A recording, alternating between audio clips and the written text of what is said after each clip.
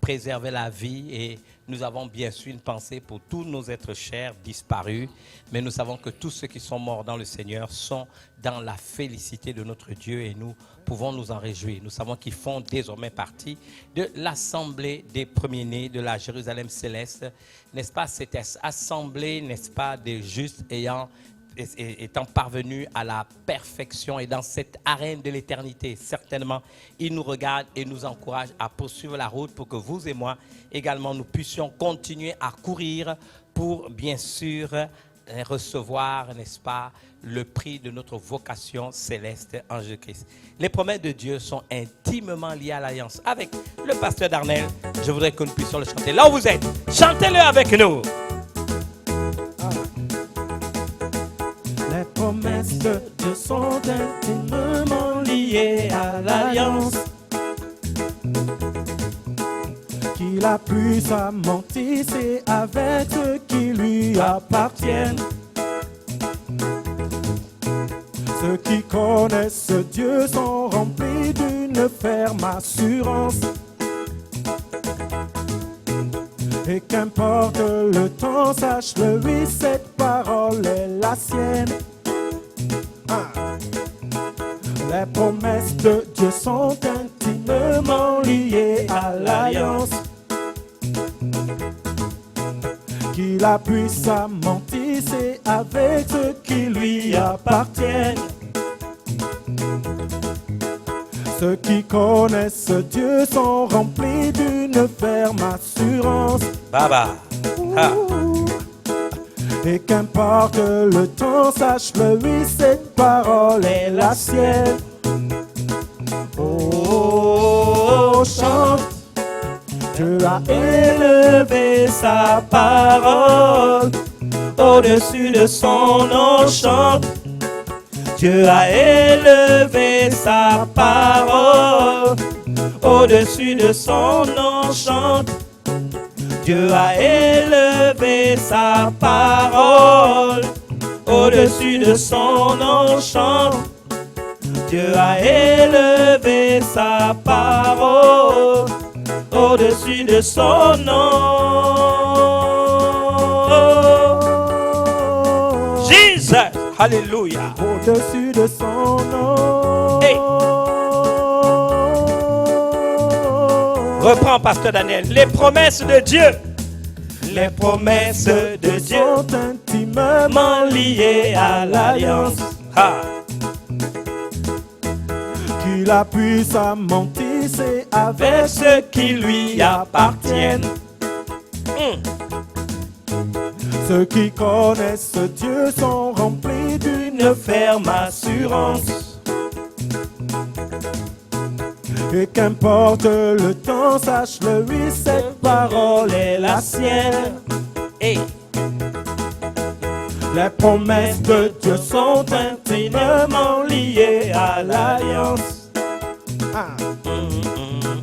qu'il appuie sa mentissé avec ceux qui lui appartiennent. Ceux qui connaissent Dieu sont remplis d'une ferme assurance. Et qu'importe le temps, sache-le, oui, cette parole est la sienne. Oh, chante, Dieu a élevé sa parole au-dessus de son nom, chante. Dieu a élevé sa parole au-dessus de son nom, chante. Dieu a élevé sa parole au-dessus de son nom, chante. Dieu a élevé sa parole au-dessus de son nom.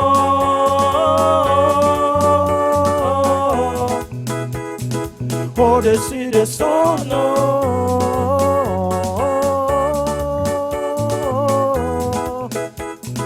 Au-dessus de son nom.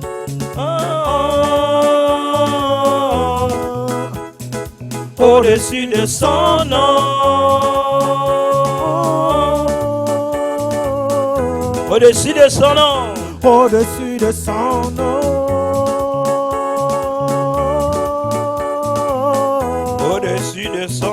au-dessus de son nom. Au-dessus de son nom. Au-dessus de son nom.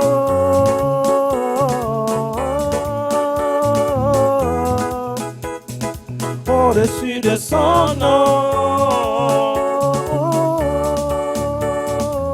Thank you, Jesus. Alléluia. Dieu est un bon Dieu.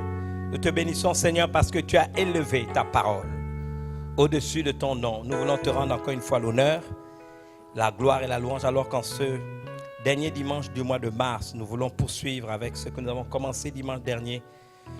Le but est d'être équipé et capable de relever nos défis quotidiens pour que seule la destinée à laquelle tu nous as appelés puisse se manifester et qu'ainsi nos vies puissent te glorifier. Telle est notre prière en ton nom, Jésus. Amen. Amen. Je voudrais vous bénir au nom de notre Seigneur Jésus-Christ et vous dire combien de fois je suis heureux d'être à nouveau avec vous. En ce dimanche 28, c'est le dernier dimanche du mois de mars, mais nous avons choisi de poursuivre dans ce que nous avons commencé dimanche dernier. Et je commence avec 2 Timothée, chapitre 2, verset 3 à 7, qui est le verset ou la référence principale sur laquelle tout ce que nous disons tourne. Je rappelle que la Bible déclare « Souffre avec moi comme un bon soldat ». Nous avons vu que cette souffrance, il ne s'agit pas de maladie, de mort, de servitude, mais bien le mot grec kakopathéo, endurer, supporter, faire œuvre de résilience, de résistance, toute chose qui ne nous donne aucun alibi pour justifier notre incapacité à faire ou à vivre la destinée que Dieu a collée à chacune de nos vies parce qu'il a pour vous et moi des plans de paix et non de malheur. Il n'est pas donc de soldat qui s'embarrasse des affaires de la vie s'il veut plaire à celui qui l'a enrôlé. Et on a vu que le fait de se distraire, de se laisser distraire, d'être dispersé, de ne pas se focaliser sur nos objectifs, de se laisser intimider par les événements et les circonstances, même si ce monde a shifté, nous avons voulu que chacun d'entre nous puisse comprendre que en étant soldats, nous sommes équipés, nous sommes préparés. Dieu attend de vous et de moi d'être des bons soldats, pas des gens qui, à la première occasion, justifient leur manquement et leur incapacité à vivre la vie à laquelle Dieu les a destinés. Nous avons vu donc qu'il n'y a pas de soldat, n'est-ce pas, qui s'embarrasse des affaires de la vie s'il veut plaire à celui qui l'a enrôlé. Et on a bien développé le concept d'Apocalypse chapitre 12. Ils l'ont vaincu à cause du sang de l'agneau. On a vu la puissance du sang de Jésus à cause de la parole de leur témoignage. Je reviendrai sur la puissance de la déclaration. Et ils n'ont pas aimé leur vie jusqu'à craindre la mort. Quand quelqu'un choisit le métier de soldat, bien aimé, il sait que la mort est une des options qui est liée à sa vie. Et ici, la mort dont on parle, c'est d'abord mourir en nous-mêmes, mourir à notre orgueil, mourir à nos propres plans, mourir, n'est-ce pas, à la chair, mourir à tout ce qui est contraire à la volonté de Dieu. Ils n'ont pas aimé leur vie au point que la vie, n'est-ce pas, qu'ils voulaient mener pour satisfaire leur ego, satisfaire la chair, a pris plus d'ascendant sur ce que Dieu voulait faire pour leur vie. Ils n'ont pas aimé leur propre vie jusqu'à craindre de mourir en eux-mêmes. C'est aussi un niveau de lecture pour avoir une compréhension de ce texte biblique qui est d'une importance capitale. Et alors, ce bon soldat, on nous rappelle qu'il est comme un athlète discipliné puisque l'athlète n'est pas couronné s'il n'a pas combattu selon les règles. Il y a des règles. Et dans cette règle, un soldat, c'est un combattant, c'est quelqu'un qui se bat. C'est important de le comprendre. Et j'ai voulu montrer ici que si dans cette saison, ce verset revient, c'est parce que vous et moi, nous devons être des bons soldats. Un soldat, c'est quelqu'un qui se bat. Et on a vu qu'il doit se revêtir de toutes les armes de Dieu pour pouvoir tenir ferme contre les ruses du diable. Tout ce que le monde vit, ce sont les ruses du diable. Et ça ne marche que contre ceux qui sont aveuglés, ceux qui sont ignorants. Déjà, je crois que c'est dans 2 Corinthiens, nous le savons, chapitre 4, à partir du verset 3. La Bible déclare que si notre évangile est encore voilé, il est voilé pour ceux qui périssent. On nous dit pour les incrédules, pour ceux dont le Dieu de ce siècle, c'est-à-dire le diable, a aveuglé l'intelligence afin qu'ils ne vissent pas briller la splendeur de l'évangile qui est l'image de Dieu. L'image de Dieu, c'est l'homme créé à son image, à sa ressemblance. Eh bien, nous sommes destinés, n'est-ce pas, à voir les effets de la splendeur de l'évangile qui est la bonne nouvelle de Jésus-Christ. Et à partir de ce moment-là, vous devez savoir que seul le diable peut, n'est-ce pas, ruser et impacter la vie de ceux qui sont soit dans l'aveuglement, qui soient soit dans le doute et l'incrédulité. Il ne devrait pas en être ainsi pour vous et pour moi, parce que nous avons cette espérance, n'est-ce pas? Et cette espérance en Jésus-Christ, nous devons pouvoir la garder. Donc, il n'est pas de soldat qui s'embarrasse des affaires de la vie s'il veut plaire à celui qui l'a enrôlé. L'athlète n'est pas couronné s'il n'a pas couronné selon des règles. Donc, nous sommes des soldats. Pour cela, la Bible déclare que nous n'avons pas à lutter contre la chair et le sang. Même ce que vous voyez qui se passe là, ce n'est pas un combat de la chair et le sang. Je l'ai dit à plusieurs de mes messages, qu'aujourd'hui même, quand nous revendiquons, n'est-ce pas, le fait que nous ne sommes pas d'accord d'un certain nombre de choses, ce n'est pas avec la chair. Derrière, il y a des esprits qui ont été véhiculés. Derrière, il y a des puissances sataniques. Il y a des puissances du bas monde. Nous ne luttons pas contre la chair et le sang. Mais la Bible nous donne leur nom contre des dominations, contre des organisations spirituelles sataniques qu'on appelle autorités, contre les princes de ce monde des ténèbres et contre les esprits méchants dans le lieu céleste. Derrière ce que nous voyons de ce monde qui a shifté, il y a en opération des principautés. Il y a en opération, n'est-ce pas, des organisations spirituelles sataniques. Et pour cela, vous et moi, nous devons nous rappeler que nous sommes des soldats. Un soldat, c'est quelqu'un qui fait la guerre. Un soldat, c'est quelqu'un qui combat. Un soldat, ce n'est pas quelqu'un qui gueule. En temps de guerre, on ne dort pas. On se lève, on prie, on combat, on bombarde le camp de l'ennemi. Et là, j'en parle, n'est-ce pas, sous le prisme spirituel. On doit bombarder le camp de l'ennemi. On ne peut pas passer son temps. Comme je le remarque, il m'arrive, vous savez, tous les matins, j'ai ce qu'on appelle une ligne de diffusion où plus de 2500 personnes reçoivent de lundi à vendredi des méditations, n'est-ce pas, tous les matins que j'envoie. Et ensuite, le samedi, si j'ai le temps, je fais une flash vidéo. Et vous savez, je suis étonné quand je me mets maintenant à diffuser, de vérifier qu'il y a des gens qui n'ont pas dormi la nuit. Vous remarquez qu'il a communiqué à 1h du matin, à 2h du matin, à 3h du matin, à 4h45, à 5h pile, à 6h15. Vous posez la question, il a dormi quand? À se laisser distraire, et surtout avec ces moyens de communication et les réseaux sociaux aujourd'hui, à se laisser distraire. Vous priez à quelle heure? Vous entendez la voix de Dieu à quelle heure? Vous méditez la parole de Dieu à quelle heure? Rappelez-vous ces psaumes dont je parle, 32,6 et 42,3. La Bible nous dit, 42,3 c'est, je crois, Ésaïe, on nous dit que tout homme pieux te prie au temps convenable. Et si les grandes eaux débordent, elles ne le submergeront pas. Pourquoi les grandes eaux ne vont pas te submerger? Parce que tout simplement, tu as emmagasiné de l'énergie. On emmagasine de l'énergie en priant, on emmagasine de l'énergie en écoutant la voix de Dieu, on emmagasine de l'énergie, n'est-ce pas, en mélangeant la parole de Dieu de la foi et en la mettant en pratique. On ne peut pas être distrait. Quelles sont les voies, n'est-ce pas? Quand j'étais jeune, j'ai aimé cette histoire qu'on m'a racontée sur les enfants d'Israël qui sont partis explorer le pays. Et on nous dit que sur les 12, 10 ont fait un mauvais rapport. On nous dit que 10 ont fait un mauvais rapport, un rapport négatif. 2 ont fait un bon rapport. Et les 2 qui ont fait un bon rapport, qu'est-il advenu? La Bible déclare que ce n'est que ces 2-là qui sont entrés au pays de Canaan. Toute cette génération n'est pas rentrée parce qu'ils avaient fait un mauvais rapport. Mais qu'est-ce qui a nourri le cœur de Caleb et de Josué? Ils ont dit non, Dieu est de notre côté. Nos ennemis n'ont plus d'ombrage. Dieu nous donne la victoire. Ils se sont nourris de la parole de Dieu. Les autres se sont nourris, n'est-ce pas, on va dire, des racontards de leur époque. Ils sont allés dans cette terre qu'ils ont explorée. Et qu'est-ce qu'ils ont vu? Ils ont dit, nous avons vu des géants fils d'Anak. Nous avons vu des villes fortifiées. Nous étions à leurs yeux et aux nôtres comme des sauterelles. Ils ont décrié le pays. Et parce qu'ils ont décrié le pays que Dieu leur a donné, ils n'y sont pas rentrés. Parce qu'ils n'ont pas nourri leur foi. Romains 10, 17, la foi vient de ce qu'on entend, et ce qu'on entend vient de la part de Dieu. En temps de guerre, l'homme de Dieu, la femme de Dieu, le chrétien, la chrétienne, le fils, la fille de Dieu, le fils du royaume, la fille du royaume, doit se discipliner. L'athlète n'est pas couronné s'il n'a pas combattu sur les règles. Comment peux-tu commencer ta journée sans l'avoir scanné, sans avoir prié, sans avoir entendu la parole de Dieu, sans avoir prophétisé sur ta vie, sans avoir dispersé tout ce qui était fait dans la nuit contre toi? Nous sommes en temps de guerre, mais nous ne luttons pas contre la chair et le sang. Notre combat n'est pas humain. Mais nous avons en face de nous des organisations de domination, des organisations spirituelles sataniques, des princes de ce monde des ténèbres, des esprits méchants dans le céleste. C'est pourquoi vous et moi, nous devons prendre toutes les armes de Dieu afin de pouvoir résister dans les mauvais jours. Tenir ferme après avoir tout surmonté. Dieu nous a créés pour résister dans les mauvais jours.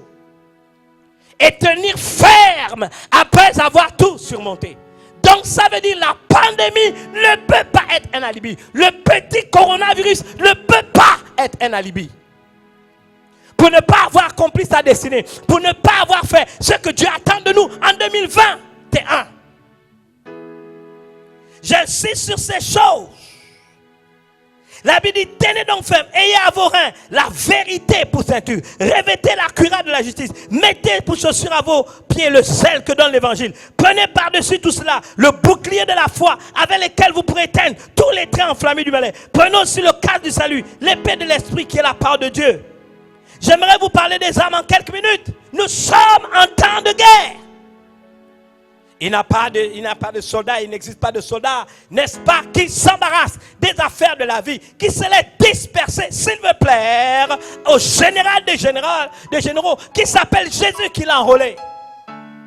On nous dit, première chose, ayez à vos reins la vérité pour ceinture. Vous savez, pour parler de la vérité de ceinture, je voudrais venir à un texte qu'on trouve dans 1 Pierre, chapitre 1, verset 13. On dit, c'est pourquoi saignez les reins de votre entendement. Donc la vérité pour ceinture, c'est l'entendement. C'est, je vais dire quelque chose, vous savez, c'est ce qui va vous rendre, n'est-ce pas, flexible. C'est ce qui va vous rendre mobile. Vous voyez, quand vos reins sont flexibles, mobiles, n'est-ce pas, vous pourrez être dans une certaine mobilité où l'ennemi n'arrivera pas à vous atteindre. On nous dit dans ce texte, c'est pourquoi saignez les reins de votre entendement, soyez sobre et une entière espérance. Mais on dit, saignez les reins de votre entendement. Et entendement en grec, c'est dianoia. C'est la faculté de compréhension, le sentiment de compréhension, le moyen de penser et de sentir les choses. C'est ça le mot, n'est-ce pas, dianoia. C'est important, dianoia.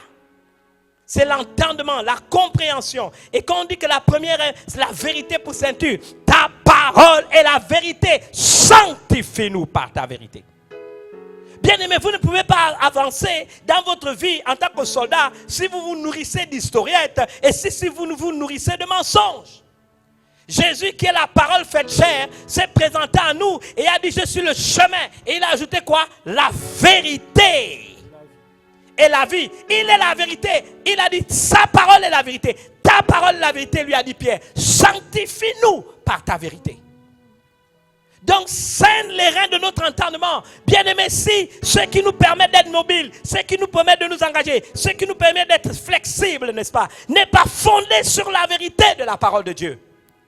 Il dit dans Jean chapitre 8, verset 32, vous connaîtrez la vérité et la vérité vous affranchira. Bien-aimés, il y a des chrétiens qui pensent que leur vie dépend du pasteur, que leur vie dépend d'un prophète, que leur vie dépend d'une prophétie, que leur vie dépend de quelqu'un. Non! Tu es un soldat. Tu t'es enrôlé dans l'armée du Seigneur. Tu dois te battre et tu dois assumer tes responsabilités. Il y a des responsabilités que tu dois assumer. Ce n'est pas un jeu. Ne laisse pas entre les mains de quelqu'un, n'est-ce pas, ta destinée. Tu dois te battre pour que la destinée à laquelle Dieu t'appelle, tu puisses la vivre. Il y a des gens qui ont décidé de remettre leur vie entre les mains d'autres personnes. Ce n'est pas juste.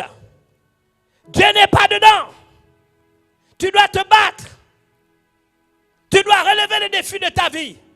Ce n'est pas un jeu. Dieu t'attend. Et pour cela, ta vie doit être fondée sur la vérité. C'est la première arme. La Bible nous dit ensuite, revêtez la cuirasse de la justice.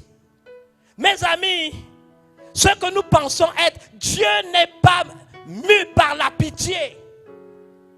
Tu peux être dans un, n'est-ce pas, faire de la pitié, pleurer, non. Il part de la cuirasse de la justice. Bien aimé, une des armes que Dieu nous a données, c'est la faculté de ne pas nous laisser culpabiliser.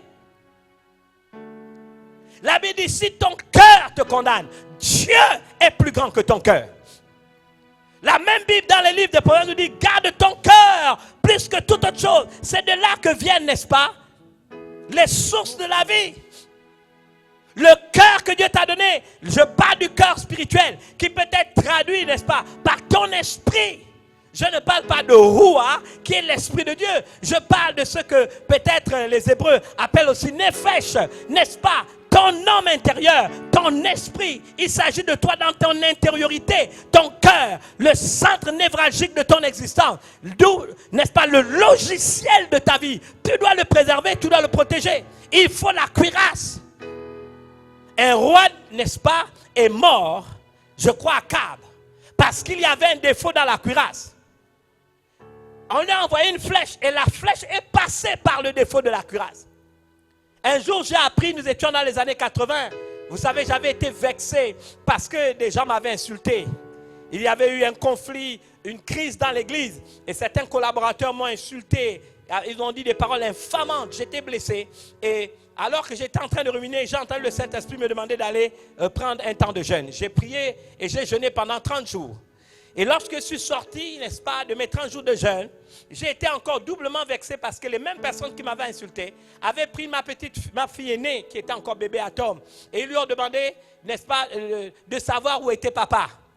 Et la petite, ne sachant comment s'exprimer, elle a été terrorisée. Et quand je l'ai vue et que j'ai appris cela, cela encore m'a fait mal. Alors j'ai interpellé ceux qui l'avaient fait. Ils m'ont encore insulté.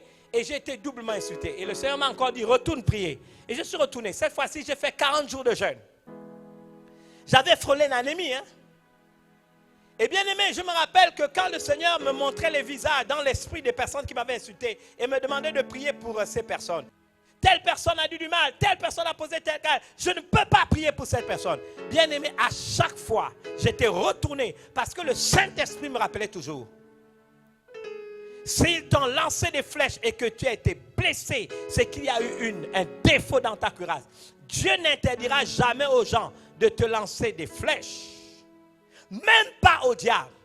Mais à toi, il va te réprimander s'il y a des défauts ou un trou dans ta cuirasse. Il m'a dit, si tu es blessé, c'est qu'il y avait un trou dans ta cuirasse. Ou tu avais un trou dans ta cuirasse, ou tu n'avais plus de cuirasse. Bien-aimé, nous sommes dans 2 Corinthiens chapitre 5, verset 21. Lui qui n'a point commis de péché, Dieu l'a fait devenir péché pour nous, afin qu'en lui nous devenions quoi? Justice de Dieu. Afin qu'en lui nous devenions justice de Dieu. Nous sommes devenus la justice de Dieu. Il n'y a pas de culpabilité à entretenir. Nous devons garder notre cœur dans ce combat-là. C'est ça, nous devons être armés. Ne permettez pas, n'est-ce pas, de vaciller. Vous ne savez plus où vous allez, au point que le Yetse-Hara, que j'appelle le mauvais penchant, n'est-ce pas, va prendre le dessus de votre vie. Non, ne vous laissez pas balloter dans votre cœur, dans tous les sens. Vous devez être ferme. À celui qui est ferme dans ses sentiments, Dieu assure la paix et la tranquillité, parce qu'il se confie en lui. On nous dit ensuite, mettez pour chaussure à vos pieds le zèle que donne l'évangile de paix. Bien-aimés, dans ces temps, vous devez témoigner de Jésus. Les gens sont terrorisés. Si vous voulez avancer, on met des chaussures pour avancer. Et on met des chaussures en fonction du terrain où on se trouve. S'il pleut, je mets des bottes. Si je monte sur une montagne, il y a des chaussures. Si je dois faire le sprint, il y a aussi des palas ou des chaussures de sport. Chaque terrain a son style, n'est-ce pas, de chaussures. Et en fonction, n'est-ce pas, du chemin de la vie où tu te trouves, quel type de chaussures que tu portes. Les chaussures vont nous servir à avancer, quel que soit le terrain, à condition que la paire de chaussures que je mets est conforme, n'est-ce pas, à la nature du terrain où je me trouve. Bien-aimés, prêchez l'évangile. Les gens sont dans la peur, les gens sont dans le doute, les gens n'ont plus d'espérance, les gens, n'est-ce pas, n'ont plus confiance à l'avenir. Il n'y a pas un meilleur moment pour vous et moi pour faire ce que j'appelle l'évangile, n'est-ce pas, le corps à corps. Parlez à au moins une personne chaque jour. Et pendant que vous faites ça, vous faites des expériences. Vous n'avez pas le temps, n'est-ce pas, de vous laisser disperser. Vous êtes productif parce que vous amenez des âmes, parce que vous en sauvez d'autres, n'est-ce pas, du feu de l'enfer. Et votre vie spirituelle va croître. Vous allez sentir votre responsabilité. Il y a des choses, n'est-ce pas, pour lesquelles j'ai grandi spirituellement. Parce que le fait d'avoir été très jeune, responsable, n'est-ce pas, d'une communauté, je me suis tenu, n'est-ce pas, dans une posture où je devais aider les plus faibles. Alors j'ai dû donc apprendre à progresser pour être toujours en bénédiction aux autres. On nous dit également, prenez par-dessus tout ça le bouclier de la foi, avec lequel vous pourrez éteindre tous les trains enflammés du malin. Moi, je crois que le bouclier de la foi, c'est la déclaration. Lorsque le malin envoie une flèche, je peux faire parer au train enflammé qu'il envoie avec le bouclier de la foi. Pourquoi? Parce que je peux répondre. S'il me dit, tu vas mourir, je peux lui répondre, je ne mourrai pas. Je vivrai, je raconterai les œuvres de l'Éternel. Le diable est un menteur. Quand il parle de son propre chef. On nous dit également, Prenez aussi le casque du salut et l'épée de l'esprit qui est la parole de Dieu.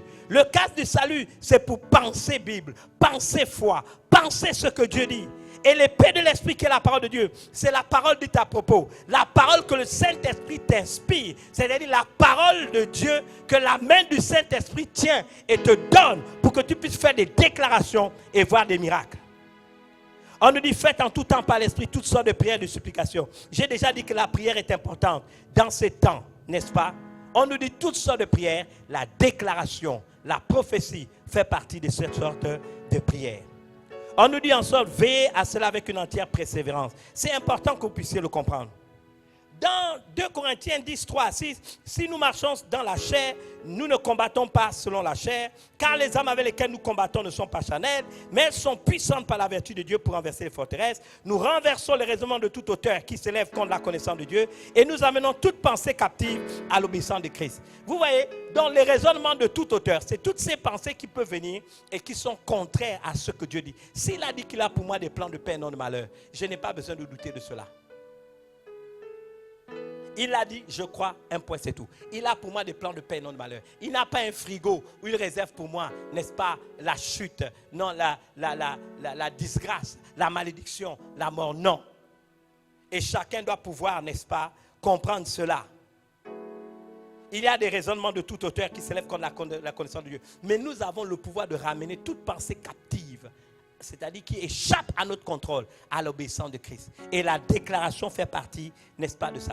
Mais j'aime le verset 6. Nous sommes prêts à punir toute désobéissance lorsque votre obéissance sera complète. C'est ça quand vous revoyez les textes. La Bible dit dans, je crois, Jacques 4, 7, soumettez-vous d'abord à Dieu. Soumettez-vous à Dieu. Ensuite, résistez au diable. Il fera l'un de vous. Si vous ne vous soumettez pas d'abord à Dieu, ne vous attendez pas à des résultats probants.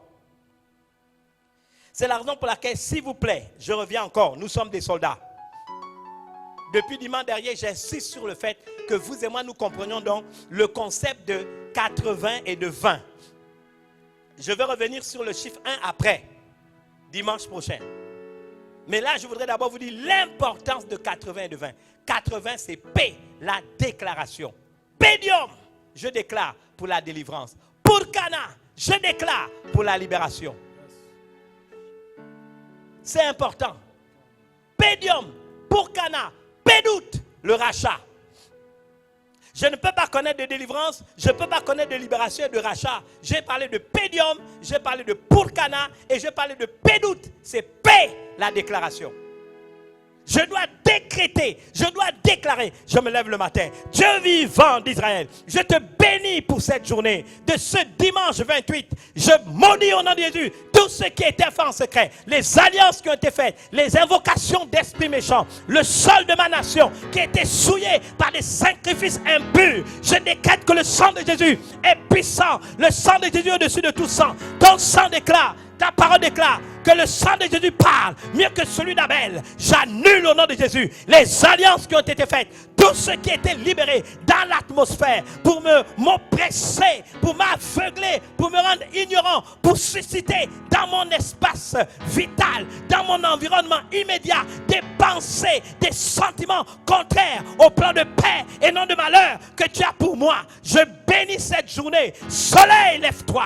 Toi alors que tu te lèves à l'est pour te coucher à l'ouest, je t'ordonne au nom de Jésus, le nom de Jésus qui est le créateur de l'univers, celui qui est l'empreinte de la personne de Dieu, le reflet de sa gloire. Dieu était en Christ, le créateur de l'univers, la sagesse personnifiée. Dans le proverbe 8, je décrète et je déclare, au nom de tout accompli, au nom qui a été élevé au-dessus de tout nom, qui peut être nommé non seulement dans ce siècle présent, mais dans le siècle à venir. Je t'ordonne, soleil, alors que tu fais ta course de l'est à l'ouest, assèche au nom de Jésus tout ce qui ne glorifie pas Dieu, n'est-ce pas, dans ce pays, dans cette nation, tout ce qui a été fait pour m'oppresser, oppresser mon épouse, oppresser mes enfants, oppresser ma maison, oppresser mes affaires, oppresser, Seigneur, l'église, oppresser tes enfants, oppresser la nation, oppresser ce peuple. Je décrète, je déclare, alors que tu quittes de l'est et que tu te couches à l'ouest,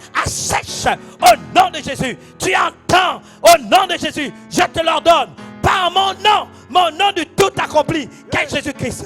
Au nom de Jésus, là où on a cité mon nom pour me clouer dans un lieu sûr, afin que je ne progresse pas, afin que je ne réussisse pas, les malédictions sans cause qui ont été relâchées contre moi, au nom de Jésus, je les décrète, je déclare, sont nuls et nuls de fait. Je me libère de tout lien, Seigneur, de tout toit, filet de l'oiseleur, envoyé contre moi, tout piège, tout ce qui a été fait. Je décrète à cette heure, Dieu vivant d'Israël, que le méchant poursuit le juste. Il cherche à le faire mourir. Mais toi, ô Éternel, tu ne me livres pas entre ses mains. Je décrète et je déclare, par l'autorité du nom puissant de Jésus, Seigneur, que si il y a des endroits, des trous qui ont été, Seigneur, préparés pour me faire tomber, ceux qui l'ont fait tomberont eux-mêmes. Je le décrète, je le déclare, au nom puissant de Jésus. Je me lève en esprit, je purifie au nom de Jésus, par ton sang, ma vie, Seigneur, mon intériorité, mes pensées, mes sentiments, mes idées. Je sanctifie ma vie. Je décrète et je déclare, j'ai vaincu par le sang de l'agneau qui m'a pardonné, par le sang de l'agneau qui m'a purifié, par le sang de l'agneau qui m'a sanctifié en me mettant en part, par le sang de l'agneau, le sang de Jésus, le sang d'un esprit éternel qui m'a racheté. Je ne suis plus la propriété du diable. J'ai été racheté. J'ai été agorazo, ex-agorazo, lutro, enlevé du marché des esclaves. J'ai été mis hors du marché des esclaves. Et Seigneur, les liens qui me tenaient du séjour des morts ont été déliés, ont été brisés pour me permettre d'être libre et de me donner totalement à toi. C'est la raison pour laquelle je renouvelle l'alliance de te servir. Je renouvelle l'alliance de t'aimer. Ma vie t'appartient. Satan, je ne t'appartiens plus. Je suis la propriété du Dieu qui a créé le ciel, la terre, la mer. Et je suis couvert par son sang. Tu ne peux pas me toucher parce que tu ne peux pas toucher le sang de Jésus qui t'a déjà vaincu sur la croix du calvaire. Je décrète et je déclare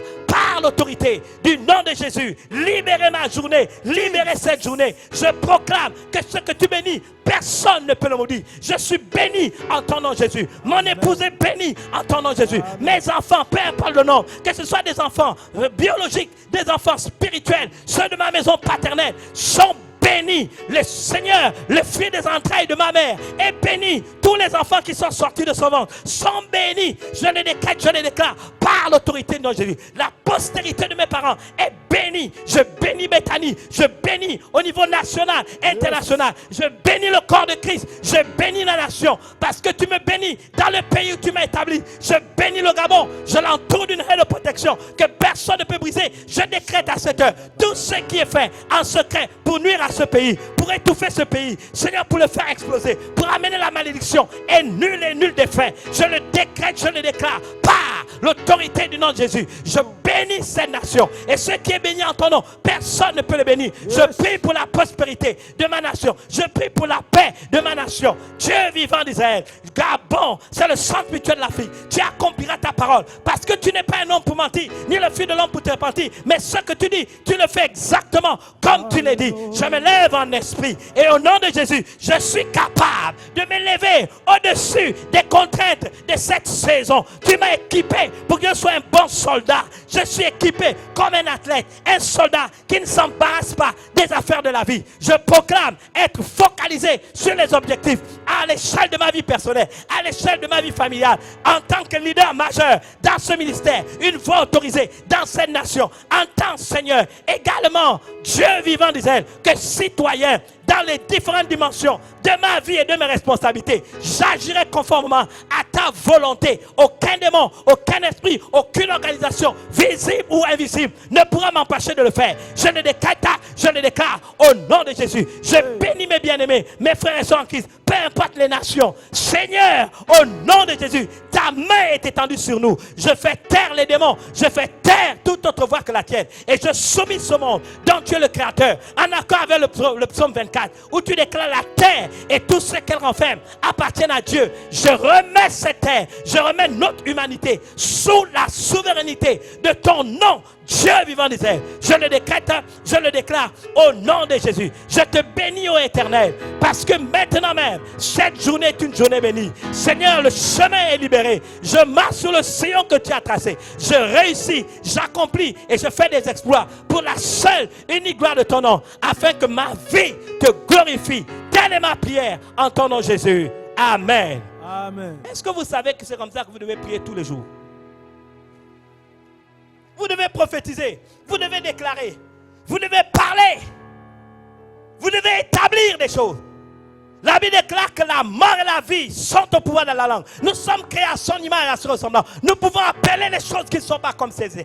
Appeler la vie, appeler la guérison, appeler le bonheur, appeler la paix, appeler. Vous devez exiger que rien ne vous perturbe, rien ne vous intimide. Maudissez Amalek. Il y aura guerre de génération en génération contre Amalek. Parce qu'il a osé toucher le trône de Dieu. Le peuple de Dieu, c'est le trône de Dieu. Invoquez le nom de Jésus. C'est le nom qui a été élevé au-dessus de tout nom. C'est comme ça que vous et moi, nous devons nous battre. C'est la raison pour laquelle, dans cette saison, on nous présente d'abord comme étant des soldats du Seigneur. Qui devront accepter, n'est-ce pas? Je vous l'ai déjà dit, et j'insiste sur cela. Kakopateo, kakopateo, kakopateo.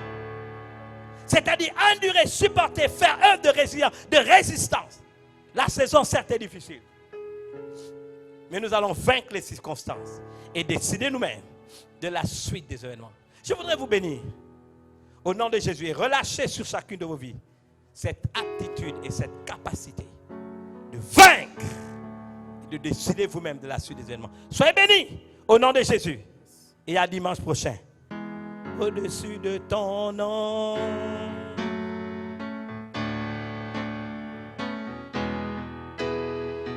Au-dessus de son